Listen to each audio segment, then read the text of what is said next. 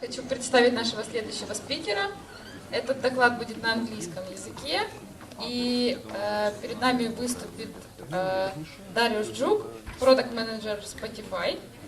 Значит, его зона ответственности – это продуктовый дизайн. И до этого он был продуктовым архитектором в компании Accent. И в своем докладе Dariusz расскажет об исследовании поведения пользователей. Dariusz, please take your place on our scene. We are ready to listen to you.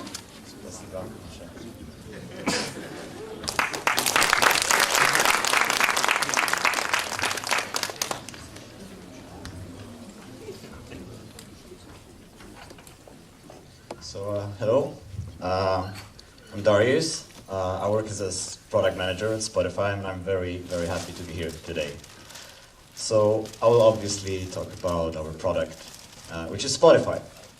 And for those of you who are not familiar with Spotify it's a music streaming service, which means that it's essentially an app that you can install on your computer or on your mobile device, and you can get access to all the world's music.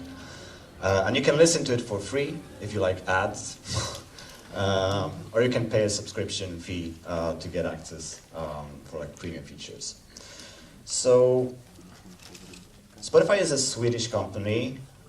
So the headquarters are located in Stockholm.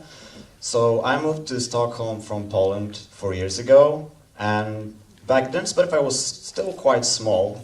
We didn't have like that many employees, but right now there is around 2,000 people working on the product. So I think it's not fair to call ourselves startup anymore. And at the same time, the product grew a lot. So right now we have around 100 million users.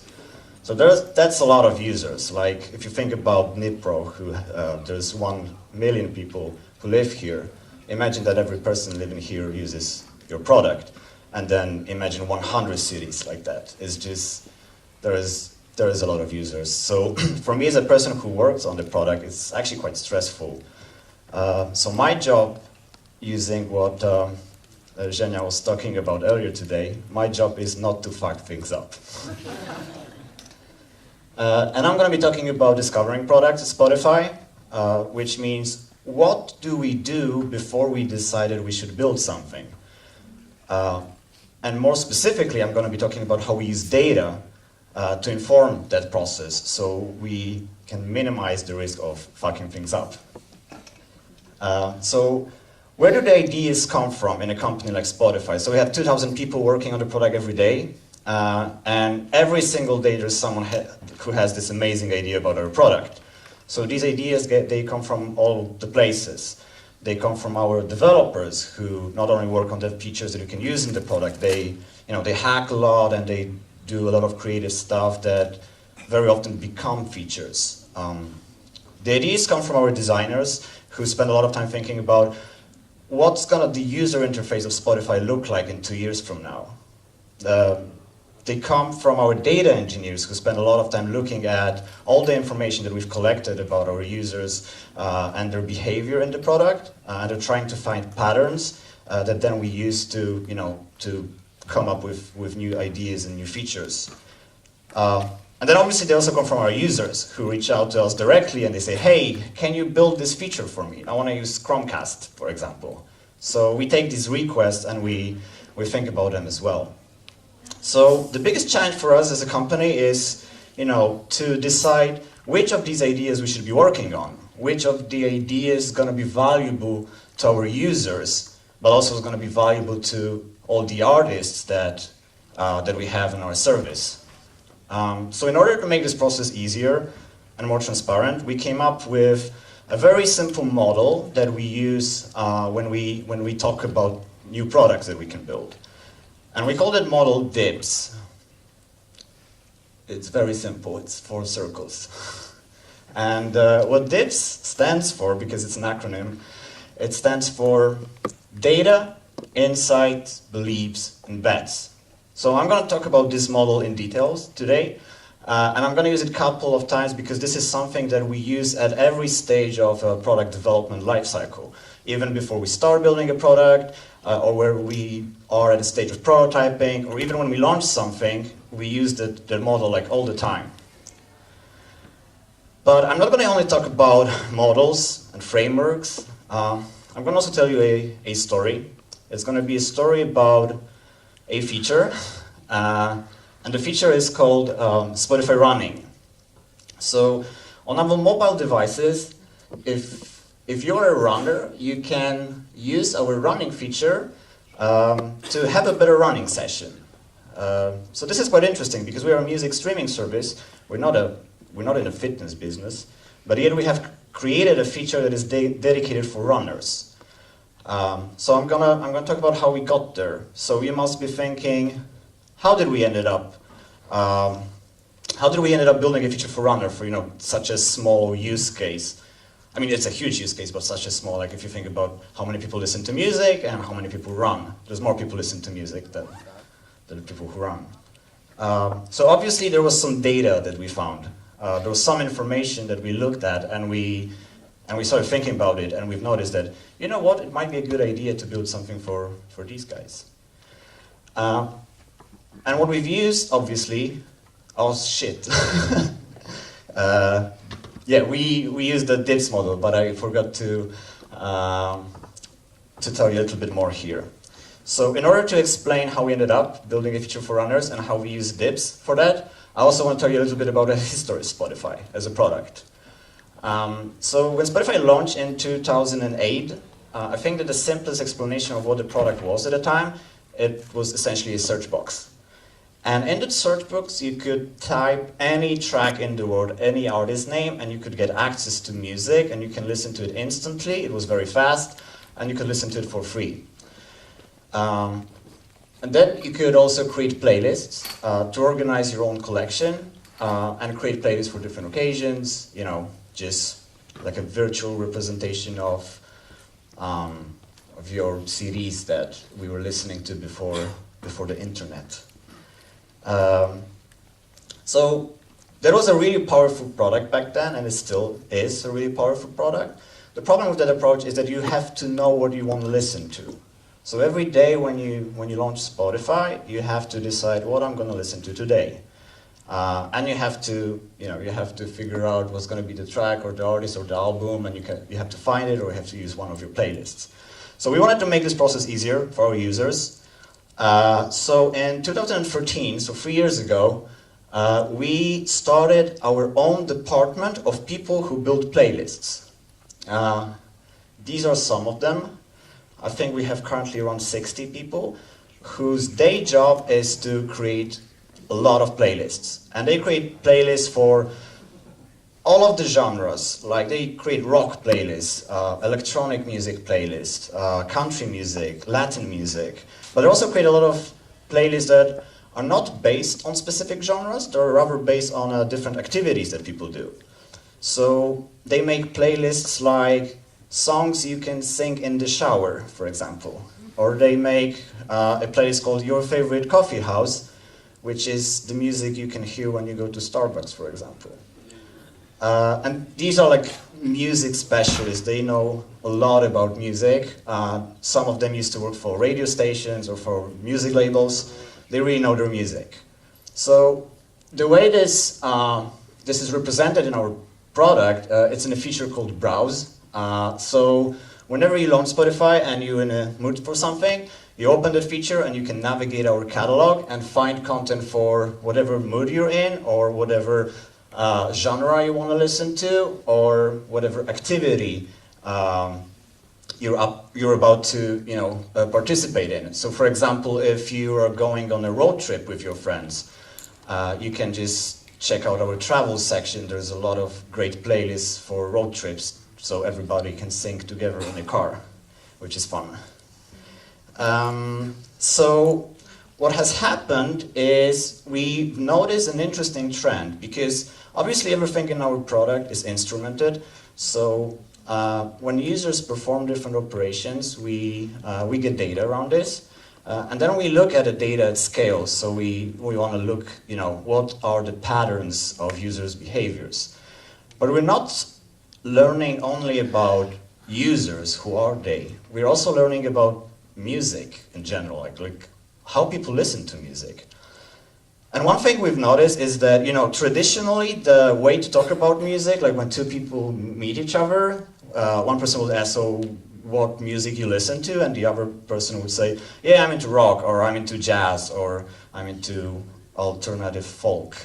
But with the ease of the use of the internet and this immediate access to all of the world's music in different streaming services or YouTube or just anywhere, people's taste became like super eclectic. They listen to a lot of music. So every time I ask this question these days, what kind of music you listen to, the usual answer is, well, it depends.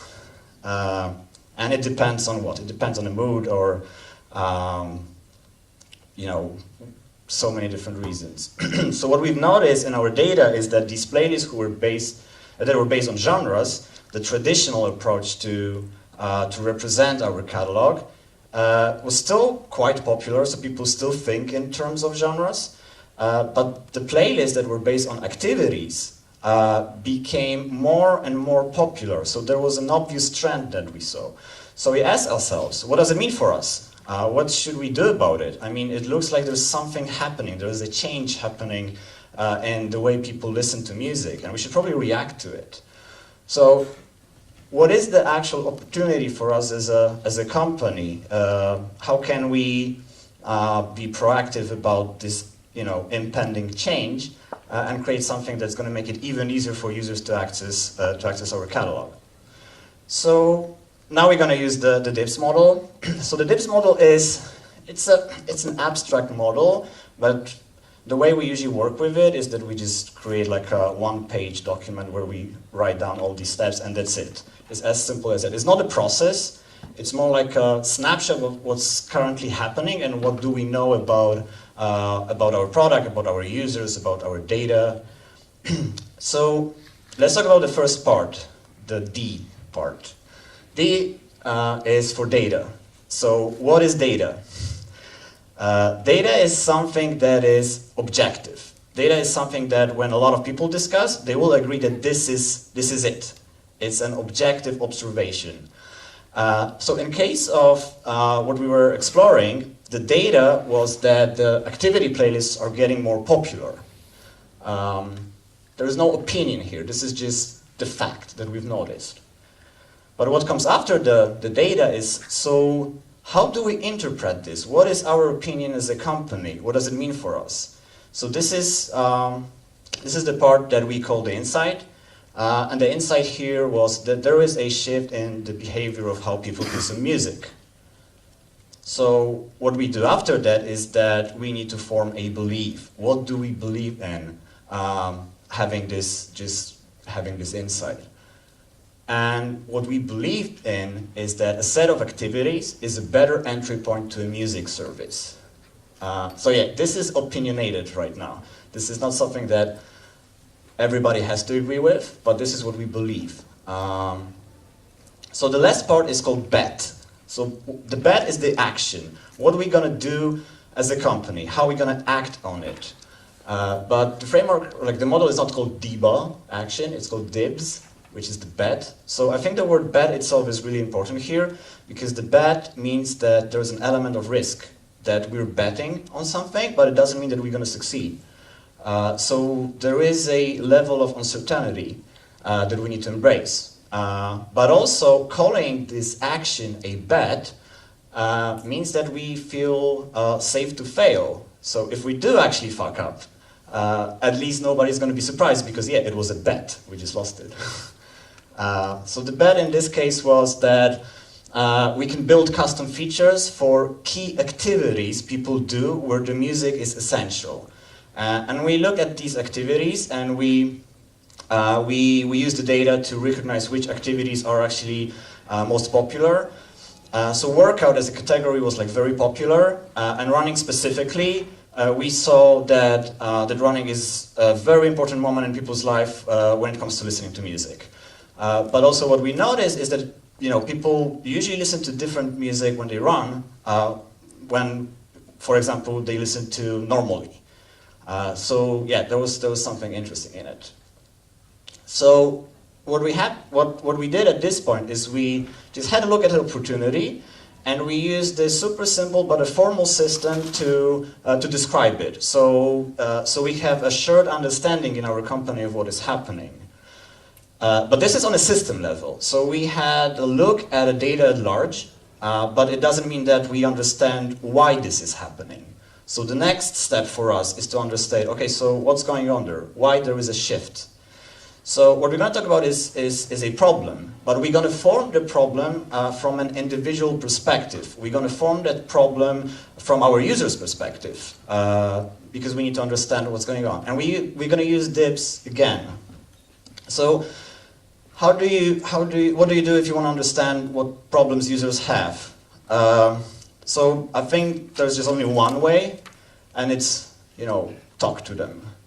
So we did a lot of talking. We have a department in Spotify, user research department, where we have researchers who are specialized in talking to users in a way that is unbiased. And we were just working with them, and we were conducting a lot of interviews with runners, and we were talking about, hey, why do you run? What motivates you? How often do you run? Which apps do you use when you run? We also did some online surveys. Like, you can use whatever tools are necessary at this stage to get to know what are the needs of our users. So I was having yesterday. I was talking to a lot of people here, and I've met a couple of friendly folks from Riddle, and we're talking about jobs to be done framework, which I'm a big fan of. So at this stage, essentially, we're trying to figure out what is the runner's job to be done, and why do they listen to music? Why do they hire a music service to complete their job? So running was quite specific because we did not only talk to them, we actually had to run with them as well. I think it's called like active observation in research. We started getting quite healthy as a team during that process. So what were the dips? What was the structured thought process here? So the data, and this is a good example, data doesn't have to be actual data, digital data that we have collected. It can be data that comes from our user research, or it can be a market research. The data, so we created personas and we formulated what kind of problems they have. So surprisingly, what we learned is that most casual runners find running tiresome and boring. They run, and they run quite a lot, but they hate it. Because, you have to go out and move your body for 30 minutes, and it's very painful, but yet they keep doing it. So for most runners, the motivation is obviously health, being healthy and being fit. So most of the runners do not run because it's so much fun. No, they just do it because it's a very accessible way of working out. So our interpretation of runners and their problems and why they listen to music when they run is that music serves a very unique functional purpose for runners. And again, it's a different purpose than what they normally listen to. And we believe that knowing that the users are looking for very specific music to achieve something, to not be as tired or not to be as bored, we believe that by surfacing the right music in an interesting way, we can actually improve the experience of running. We can make running more fun, and maybe people are gonna hate it a little bit less. So our bet was that we're gonna build a dedicated feature for runners, which will be focused on being fun and motivational. We didn't know what a feature is. We just decided, hey, let's build a feature. Easy, right? So we assessed the opportunity using the DIPS model. We have found out what is the user's problem using the same way of thinking. So the obvious next step here is to come up with the solution. So we're gonna use the DIPS framework again for the solution. The problem with finding solutions is that it's super hard. And usually you don't come up with one solution, you come up with a lot of solutions, so we had to repeat that process all over again. It took us actually 3 months to find something that we were quite happy with. And because of so many iterations that happen in the solution finding stage, we also want to make sure that we move really fast. So every time we have an idea, we want to test it as quickly as possible. So if it's bad, we don't want to spend time on it. So there's going to be a lot of iterations, which yesterday there was a lot of talks about agile and how what are the principles of being agile. So I think what I'm going to talk about now is going to be very similar, but it's going to be more oriented towards product design. So there's many different processes that the teams like that can use at this stage. We used a process called design sprints, so yet another similarity with agile processes. So design sprints, and also it's funny because it's a design sprint and we have a running feature. You see what's going on here? So design sprints come from an agency called IDEO in the United States. They came up with what they call design thinking, which is a user-centered design model of discovering what are the user problems and very quickly validating them. And then Google Ventures, which is a small subset of Google. It's a VC unit in Google, so they work with a lot of startups, and they came up with this formalized way of essentially applying design thinking on startups to help them with product discovery. So it's a 5 days long process that you keep repeating. So you essentially start with a map of the problem. So this is where we would use the data here that we have from our DIBs. You come up with a lot of solutions, you decide which one to build, you prototype something as cheaply as possible, so that's when you have a bet and you actually execute on that bet. And the very most important part is the Friday where you talk to your end users. In our case, it also meant that we had to run on Fridays a lot. There is a very good book that I recommend. I think it was just published a couple of months ago by Google Ventures. It's called Sprint, How to Solve Big Problems and Test New Ideas in Just 5 Days. What they don't tell on the title is that you have to do these 5 days 20 times. So we did a lot of sprints, and we tested a lot of really bad ideas. And I'm not going to show you the bad ideas. I'm going to tell you a success story here. But eventually we came up with something that we thought is really interesting, and it became eventually our leading hypothesis, our leading bet. So working with engineers and with designers, we came up with something that we were referring to internally as running to the beat. So what is running to the beat? In order to understand what running to the beat is, we have to talk a little bit about what is running. So this is what running is. It's just, going out and doing the very same movement of your body for 30 minutes. Very exciting.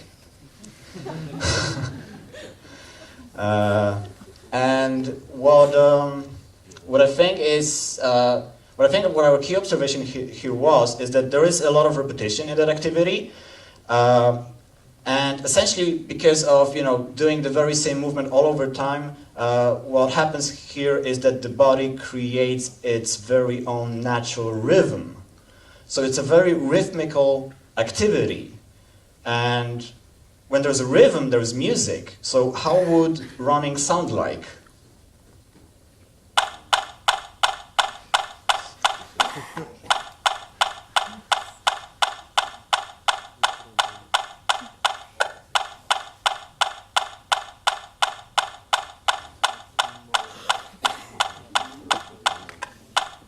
Yeah, so this is how running sounds like. And yeah, so what is the obvious next step? I mean, when people listen to music, the core, fundamental part of what music is rhythm. So if the body performs its own rhythm, and then we listen to music that also has a rhythm, I guess it would be fun if they would be synchronized, right? If it would be the same rhythm. So this is how it sounds like when you match the music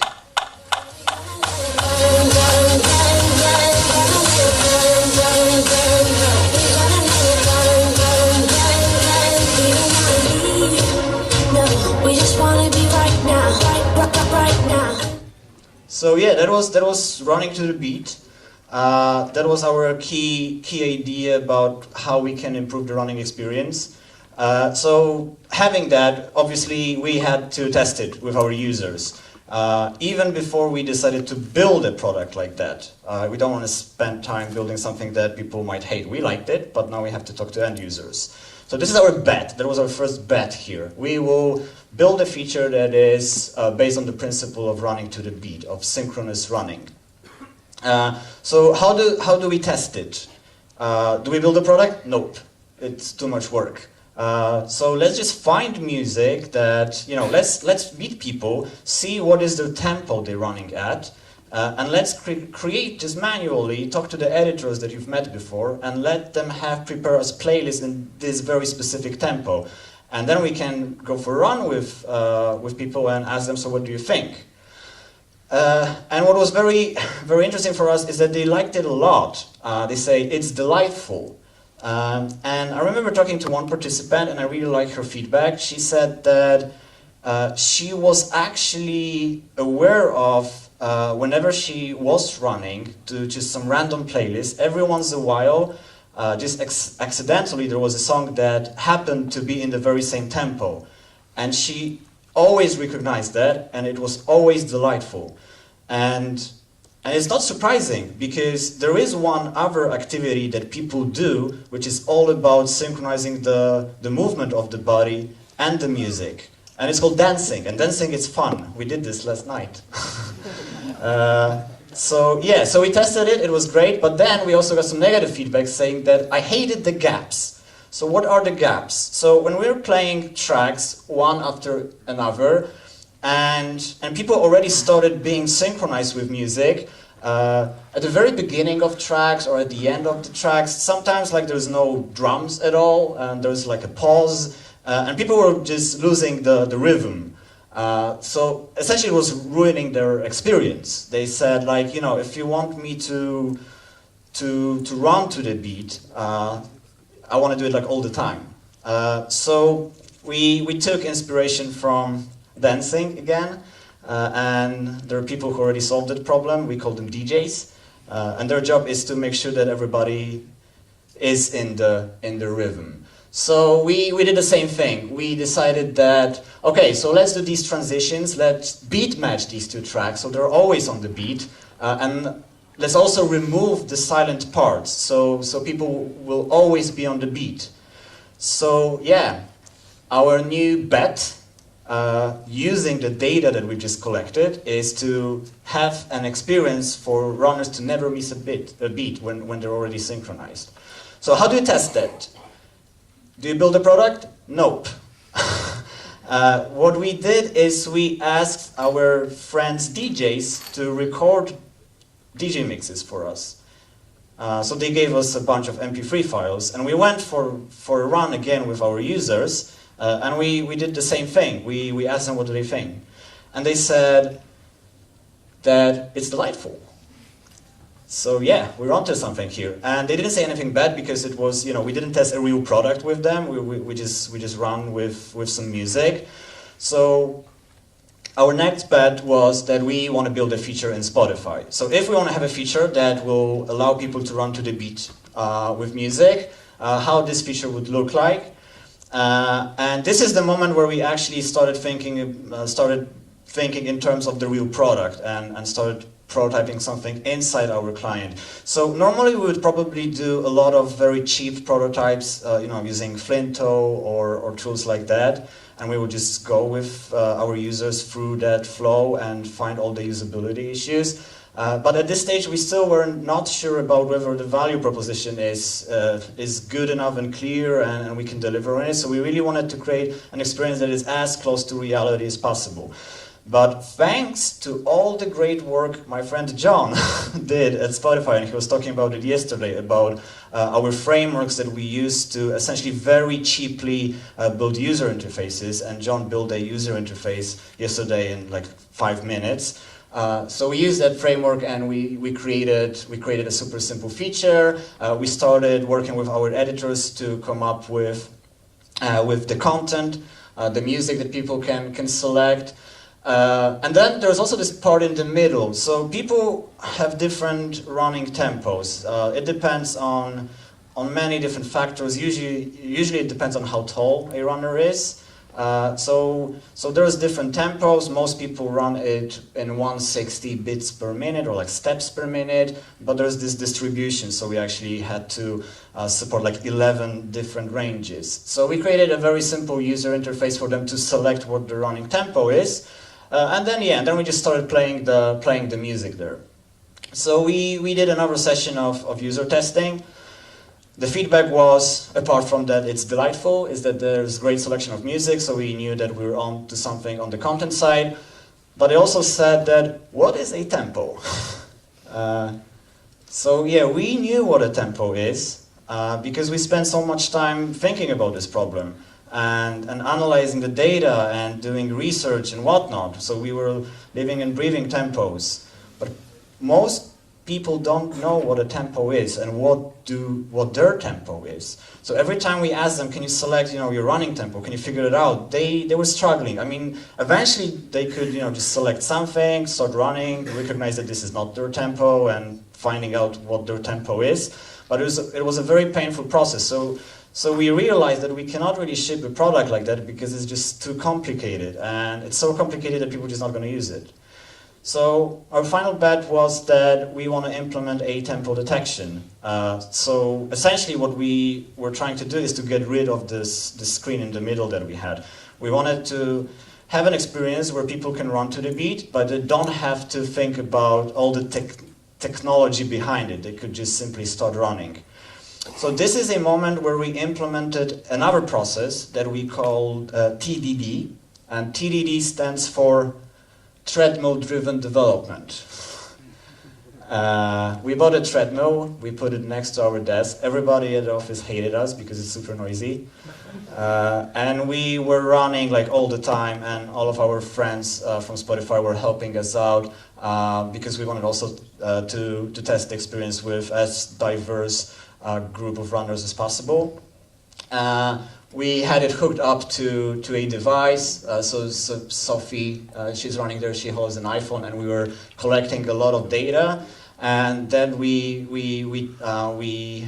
had like a lot of very smart engineers doing some machine learning magic, and they came up with a solution that just using the sensors in the device, we can actually detect the tempo. Not only what the value of the tempo is, but also like how they hit the ground. So whenever we start playing the music, it's like on the beat. It took us a while. There was a painful process, but it's a bet that we wanted to take. What happens after that is, after assessing the opportunity using DIPS, trying to understand what the problem is that users have, and coming up with a lot of solutions and iterating and getting new data, feeding the data back to the model, coming up with new bets, we finally had something that we wanted to launch. And launching is scary because despite all of the evidence that you've collected and all the confidence that we've gained by getting a lot of positive feedback, you still don't know what's going to happen. Anyway, this is a product that we've launched, and is about putting your headphones on, selecting the music, hitting play, and nothing else, and then you just start running.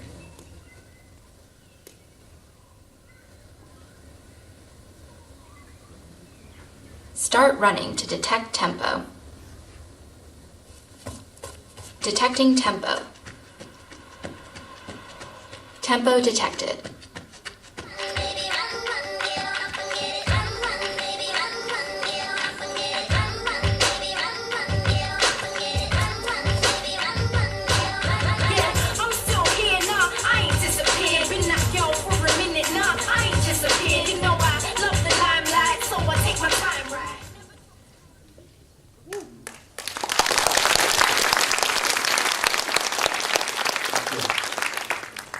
So yeah, the reviews were actually very good, and we were super happy because people got it. They got what the feature is about, and for the very first time, we've launched a product that not only the tech industry was interested in, because usually when we ship something, you know, The Verge writes, "Oh, Spotify just launched this and this," but in this case, we got like magazines like Elle, for example, or Vogue. They were writing about our feature, which was great because we went out of the music space and into the lifestyle space.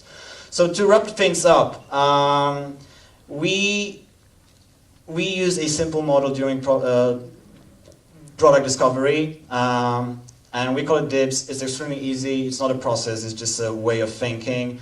It's something that enforces evidence, again, from data to a bet, not the other way around. We don't want to start with an idea and then, you know, just, hey, do we have any data? Of course, sometimes that happens. Starting with the data, what is the learnings, coming up with a bet, validating the bet, repeat. So by having this format, every time someone wants to build something in Spotify, and we want to discuss it, they have to do dips. They have to come up with their dips. If they don't come up with their dips, we're just not having a discussion. We need the evidence. You know, it's very difficult to fuck, it's very easy to fuck things up if you don't have evidence.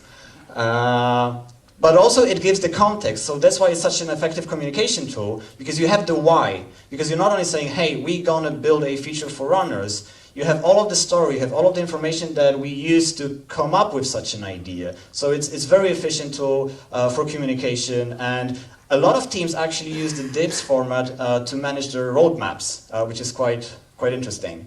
And last but not least for us, it's a key tool that we use to just make life a little bit easier for us when it comes to deciding which features we wanna build. So this is it, and I have one more thing I would like to say.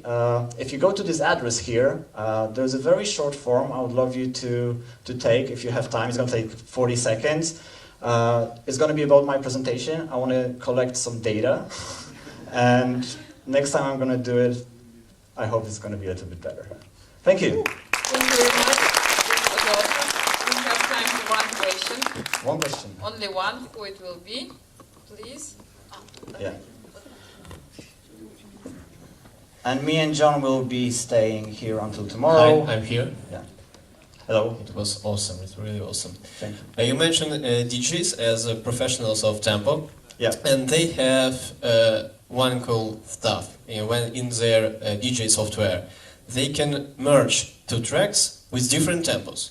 Yeah. So you can adjust the tempo of second track to the tempo of first track. Yeah. Maybe it will be a great feature for your app to adjust tempo of some strange tracks to the tempo of customer who runs. So thank you for that. It's a great idea. We actually did that. That's great. Yeah, we did it as an experiment. We were not sure like how helpful that's going to be, and we actually launched an A/B test where some users got content based on the tempo change, and some got just the tracks in the right tempo. And the results of the A/B test were actually successful. So by doing what you just said, so you know, changing the tracks to a tempo that we want, we got much better coverage of tracks, which resulted in better quality of our content. So yeah. Well, it will make your library of sound more adjustable to the customer's tempos. Exactly. This is exactly Thank what. you. Yeah, thank you. Thank you very much. Я думаю, все вопросы можно будет задать на обеде, который сейчас будет длиться до половины третьего, и мы ждем вас здесь, на второй стороне.